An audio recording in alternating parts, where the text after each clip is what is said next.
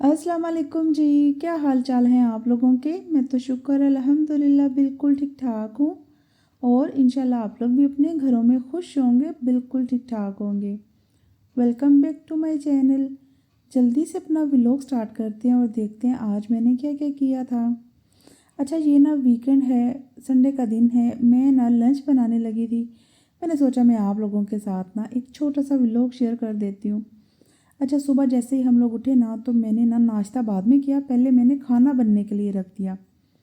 तो आज ना मैं लंच में बना रही हूँ सफ़ेद चने, उसके साथ तड़के वाले चावल। अच्छा, सफ़ेद चने ना मैं बहुत सिंपल तरीके से बनाती हूँ, बहुत मज़े के इस तरह से बन जाते हैं और इजी भी बहुत ज़्यादा है।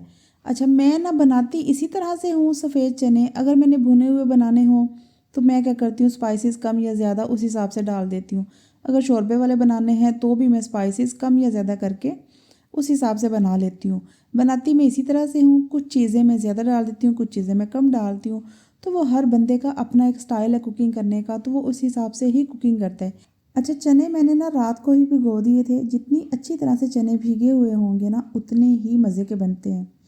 अच्छा, चने जल्दी भिगो के पका के देखिएगा और ज़्यादा देर भीगे हुए चने पका के देखिएगा, दोनों के टेस्ट में ना बिल्कुल फ़र्क होगा, बल्कि ज़मीन आसमान का फ़र्क होगा। इतना टेस्ट इसका डिफरेंट हो जाता है। जल्दी भीगे हुए चने और ज़्यादा देर भीगे हुए चने बहुत डिफरेंट टेस्ट देते हैं। तो मुझे पता था सुबह मैंने चने चावल पकाने हैं, टाइम से पकाने हैं, क्योंकि बच्चों ने ना आज जल्दी ट्यूशन जाना था।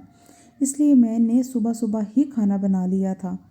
तो यहाँ पे ना मैंने क्या किया, लहसुन प्याज टमाटर नमक मिर्च हल्दी सारी चीज़ें डाल के पानी डाल दिया।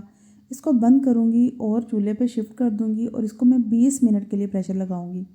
क्योंकि चने सारी रात के भीगे हुए हैं तो 20 मिनट काफ़ी हैं और 20 मिनट में इतनी अच्छी तरह से चने गल गए थे कि मुझे ये डर था कि भूनते वक़्त ना चने कहीं मैश ही ना हो जाएं।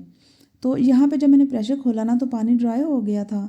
तो मैंने ना टमाटरों के छिलके ऊपर से उतार लिए हैं। फिर चनों को अच्छी तरह से मैं भून लूँगी और सिंपल बस मैं इसको भूनूँगी। इसमें कुकिंग ऑयल ऐड करूँगी, इसको अच्छी तरह से भून लूँगी और थोड़ा सा ज़ीरा हाथ पे मसल के वो मैं ऐड कर दूँगी बस। इसमें कोई और स्पाइसेस मैं ऐड नहीं करूँगी। अच्छा, मैं ना जब भुने हुए चने बनाती हूँ ना जिसकी हल्की सी ग्रेवी होती है जो नान के साथ हम खाते हैं, उसमें मैं क्या करती हूँ कि कसूरी मेथी ऐड कर देती हूँ, वो बहुत मज़े की लगती है। आज मैंने कसूरी मेथी नहीं ऐड की क्योंकि मैंने शोरबे वाले चने बनाने थे। चने मैं आप लोगों को दिखाती हूँ कितनी अच्छी तरह से गल गए हैं कि मैं कहती हूँ कि बहुत मज़े के चने बने थे आज। अच्छा, शादी से पहले जितनी भी मैं कुकिंग करती थी ना तो वो बहुत सिंपल और इजी तरीके से करती थी, क्योंकि अम्मी की तरफ ना शादी से पहले बहुत कम गरम मसाला यूज़ होता था। हम लोग बिल्कुल भी गरम मसाला यूज़ नहीं करते थे और स्पाइसेस भी बहुत कम यूज़ करते थे। अच्छा, ये बात तो पक्की है ना कि ये वाला चेंज ना हर लड़की की ज़िंदगी में आता है। शादी से पहले कुकिंग वो डिफरेंट तरीके से करती है, शादी के बाद उसको नए तरीके से कुकिंग सीखना पड़ती है। चाहे आपकी शादी अपने रिश्तेदारों में ही क्यों ना हो, जैसे ताया हो गया, चाचू हो गया, फूफो खाला मामू किसी की तरफ भी होगी ना, तो आपको कुकिंग जो है उनके हिसाब से सीखनी पड़ेगी। क्योंकि हमारी फैमिली में भी ना हर कोई डिफरेंट डिफरेंट तरीके से कुकिंग करता है। थोड़ी बहुत चीज़ें मिलती ज़रूर होंगी, लेकिन हर एक के घर का कुकिंग करने का जो तरीका है ना वो डिफरेंट होता है। तो मेरा जो तरीका है ना टोटली चेंज हो चुका है। कुछ चीज़ें हैं जो मैं इजी तरीके से ना अभी भी वैसे ही खाना बना लेती हूँ, लेकिन अब ना काफ़ी ज़्यादा चीज़ें चेंज हो चुकी हैं। अब मुझे ना मैं अम्मी की तरफ जाती हूँ तो वो चीज़ें बहुत चेंज लगती हैं, बहुत डिफरेंट लगती हैं, बहुत अजीब लगता है।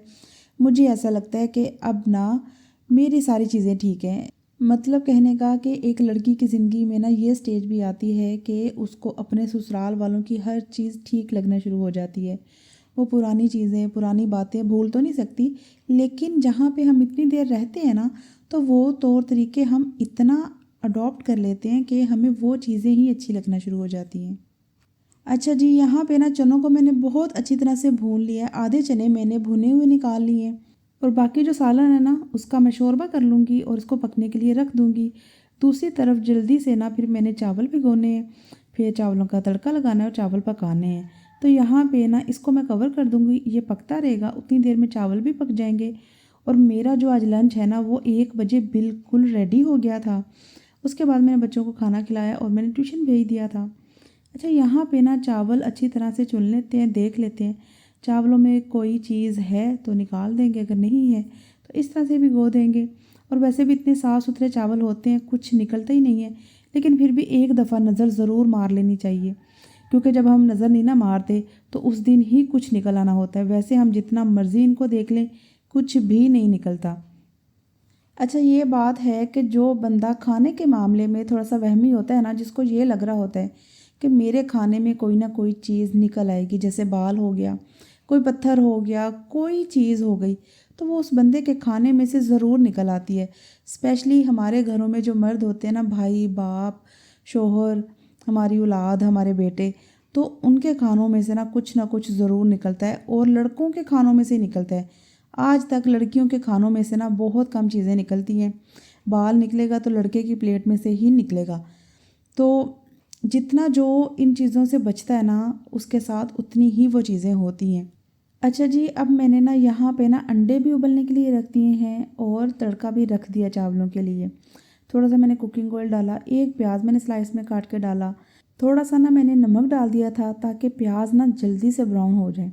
अच्छा, जैसे ही प्याज ब्राउन हो गए ना, तो मैंने इसमें पानी ऐड कर दिया और फ़ौरन से ना इसको कवर कर दिया। जब हम फ़ौरन से कवर कर देते हैं तड़का लगाते वक़्त, तो जितना भी ऑयल उड़ के बाहर आना होता है ना, वो अंदर ही रह जाता है। तो ये छोटी-छोटी टिप्स होती हैं, जिसको हम फ़ॉलो करें ना, तो किचन बहुत क्लीन रहता है, गंद पड़ता ही नहीं है, चिकनाई फैलती ही नहीं है। तो मेरे किचन में हालांकि हुड बिल्कुल भी नहीं है, कहीं भी इस तरह के एग्जॉस्ट नहीं लगे हुए कि ये चीज़ें बाहर निकल जाएं या एक जगह इकट्ठी हो जाएं। तो मैं क्या करती हूँ, इन छोटी छोटी बातों को ना बहुत ध्यान में रखती हूँ। पराठे मैं इस तरह से पकाती हूँ कि बिल्कुल भी पता नहीं चलता कि पराठे पके हैं, धुआं होता ही नहीं है।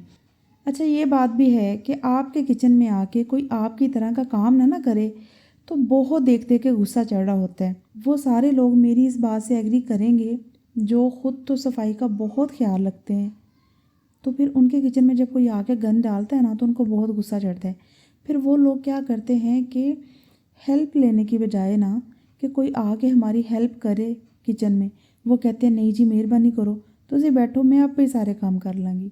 अच्छा, ये बात भी है कि कोई चाहे खुद जितना मर्ज़ी अपने किचन में गंद डालता हो, लेकिन वो बंदा भी नहीं बर्दाश्त करता कि कोई दूसरा बंदा आके उसके किचन में काम करे, उसके किचन में गंद डाले, क्योंकि उसको देख के लग रहा होता है कि ये बंदा ना मेरे किचन में मेरे हिसाब से काम कर ही नहीं रहा। तो इससे साबित हुआ कि कोई भी ना किसी के हिसाब के मुताबिक नहीं होता। हर एक को ये लग रहा होता है कि मैं सही काम करता हूँ, अगला सही काम नहीं करता। तो इसलिए ना बस अपने हिसाब से चलो, कोई ज़रूरत नहीं है किसी के हिसाब से चलने की। यहाँ पे ना बातों बातों में ना क्या हुआ कि मैंने धनिया भी काट के डाल दिया, शोरबा पक रहा है, और साथ ही मैंने 2 सब्ज़ मिर्चें मोटी मोटी काट के डाल दी हैं। साथ अंडे भी बॉयल हो रहे हैं, साथ चावलों का ना पानी भी पक गया, तो अब मैं इसमें चावल ऐड कर दूँगी। अच्छा जी, अगर तो आप लोग मेरे चैनल पर नए हैं तो जल्दी से मेरे चैनल को सब्सक्राइब कर लें। साथ में बेल आइकन के बटन को आप लोगों ने लाजमी प्रेस करना है। उससे क्या होगा कि जब भी मेरा नया व्लॉग आएगा ना, तो फ़ौरन से नोटिफिकेशन आप लोगों को मिल जाएगा। और मेरे व्लॉग्स आप लोगों को अच्छे लगें तो आप लोगों ने क्या करना है, फ्रेंड्स एंड फैमिली में इसको शेयर करना है, लाइक करना है, एक अच्छा सा कमेंट करना है। बस इतना सा काम आपने करना है, बाकी सारा काम मैं खुद कर लूँगी। अच्छे अच्छे व्लॉग मैं शेयर करूँगी। अच्छा जी, यहाँ पे ना चावल मैंने डाल दिए हैं। जैसे ही पानी ड्राई होगा ना, तो चावलों को मैं दम लगा दूँगी। और इस एक चम्मच से ना मैं सारे खाने बना लेती हूँ। मुझे ये चम्मच इतना पसंद है कि इसके बगैर ना मुझे कुकिंग करने का मज़ा ही नहीं आता। चावल भी मैं इसी से ही बना लेती हूँ, सालन भी मैं इसी से ही बना लेती हूँ, चाहे वो शोरबे वाला हो, चाहे भुनने वाला हो, कोई भी सालन हो, मैं इस एक चम्मच से ही सारे काम कर लेती हूँ। अच्छा जी, अंडे बॉयल हो गए थे, तो मैंने सोचा कि मैं आप लोगों के सामने अंडे छील लेती हूँ। एक अंडा मैंने छील लिया था। फिर मैंने क्या किया, मैंने कहा नहीं नादिया, मैं सामने अंडे छीलती हूँ और साथ मैं ना अंडे बॉयल करने की टिप शेयर कर देती हूँ। मैं जब भी अंडे बॉयल करती हूँ ना, तो मैं इसमें थोड़ा सा नमक ऐड कर देती हूँ। उससे क्या होता है कि अंडे बहुत अच्छी तरह से और बहुत आसानी से छीले जाते हैं। ऐसे नहीं तो अंडे ना इतनी मुश्किल हो जाती है छीलने में, बहुत ज़्यादा अंडे ख़राब हो जाते हैं, जो देखने में भी ना इतने अजीब लगते हैं, और छीलने वाला बंदा ही आधा अंडा खा लेता है छीलते छीलते। और हमें तो अंडे वैसे ही इतने पसंद है, तो मेरे बच्चे देखते हैं कि जो सबसे सही छिला हुआ अंडा है ना, तो वो मेरे बच्चे लेते हैं। तो मैंने सोचा छोटी सी टिप है, मैं आप लोगों के साथ शेयर कर देती हूँ मैं जब भी अंडे बॉयल करती हूँ ना तो इसमें नमक ज़रूर डालती हूँ। आप लोगों ने मुझे बताना है कि ये वाली चीज़ आप लोग पहले से ही फ़ॉलो करते थे कि नहीं करते थे? ये आप लोगों ने मुझे कमेंट सेक्शन में ज़रूर बताना है। यहाँ पे जी अंडे मैंने छील लिए हैं, गरम-गरम अंडे हैं। बच्चे मेरे ना बस खाने के लिए वेट कर रहे हैं, चावलों को मैं दम लगाने लगी हूँ और सालन के नीचे भी ना मैंने हल्की आँच कर दी है ताकि जो तरी है ना सारी ऊपर आ जाए। यहाँ पे चावलों को जल्दी से दम लगाते हैं, फिर खाने को जल्दी-जल्दी ठंडा करेंगे क्योंकि बच्चों ने आज 2 बजे ट्यूशन जाना है। बच्चों के पेपर मंडे से स्टार्ट हो गए हैं। अच्छा, बच्चों के पेपरों में ना बच्चों के साथ-साथ ना माँओं की रूटीन बहुत टफ़ हो जाती है। माँओं ने ना हर काम टाइम पे करना होता है। टाइम पे बच्चों को खिलाना, टाइम पे सुलाना, टाइम पे पढ़ाना, हर काम टाइम पे होना चाहिए। बच्चों के पेपर ख़त्म हो जाए ना तो बच्चों से ज़्यादा ना माँओं को खुशी हो रही होती है कि शुक्र है अभी पेपर ख़त्म हो गए। वैसे भी ना आजकल पता नहीं स्टडी या तो ज़्यादा टफ़ हो गई है या ज़्यादा आसान हो गई है। सारा साल ही पेपर चलते रहते हैं, कभी ग्रैंड टेस्ट हैं, कभी रिवीजन टेस्ट हैं, कभी ये वाले टेस्ट, कभी वो वाले टेस्ट, कभी ये वाले पेपर, कभी वो वाले पेपर। इस तरह से ही सारा साल चलता रहता है और सारा साल ही मुझे तो ऐसा लग रहा होता है कि बहुत बिजी गुजरता है। जब भी बच्चों के पेपर ख़त्म होते हैं ना तो बच्चों से ज़्यादा मुझे खुशी हो रही होती है। जब भी बच्चों को कोई छुट्टी मिलती है ना तो बच्चों से ज़्यादा मुझे खुशी हो रही होती है। तो जब हम लोग पढ़ते थे ना तब क्या होता था, मुझे लगता है कि तब ज़्यादा आसान थी स्टडी। लेकिन ये बात ना तब कभी फ़ील नहीं हुई थी। तब हमें लगता होता था कि हम बहुत ज़्यादा पढ़ते हैं, बहुत मुश्किल है हमारी स्टडी। लेकिन आजकल के बच्चों को अगर मैं देखूँ ना तो इनके हिसाब से ना हमारी स्टडी बहुत आसान थी। आजकल के बच्चों की स्टडी बहुत मुश्किल है। और मैंने बच्चों को कभी नहीं बताया कि हम लोग ना सिर्फ स्कूल पढ़ते थे, घर आके हम लोग नहीं पढ़ते थे। मैंने बच्चों को हमेशा यही बताया कि जी हम सुबह उठते थे, नमाज़ पढ़ते थे, ब्रश करते थे, ब्रेकफास्ट करते थे, रेडी होते थे, स्कूल चले जाते थे, स्कूल से आते थे, यूनिफॉर्म चेंज करते थे, फिर आके अपना लंच करते थे, फिर हम बुक्स लेके बैठ जाते थे, फिर हम पढ़ते थे, फिर शाम को सिर्फ हम 1 घंटा खेलते थे, वो खेलने के बाद हम रात का खाना खाते थे, फिर हम सो जाते थे। इतनी मैंने परफेक्ट उनको रूटीन बताई कि मुझे खुद हंसी आ रही होती है बताते वक्त कि बच्चे भी सोच रहे होंगे कि ये मम्मा हमें क्या बता रही है। तो इतनी हम परफेक्ट रूटीन बताएंगे तो बच्चे उसमें से ना कुछ बहुत थोड़ा सा सीखेंगे। अगर हम भी ये बता देंगे ना कि हम पढ़ते ही नहीं होते थे, हम क्या करते थे, जो पढ़ना स्कूल पढ़ना, घर आके हमने फारिग रहना, मौजें करनी, चिल मारना, खेलना कूदना और सो जाना, सिर्फ हम ये काम करते थे।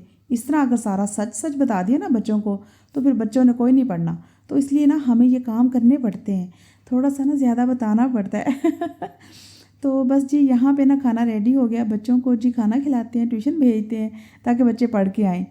और मैं आप लोगों से मिलूँगी नए व्लॉग में। अल्लाह हाफ़िज़ जी।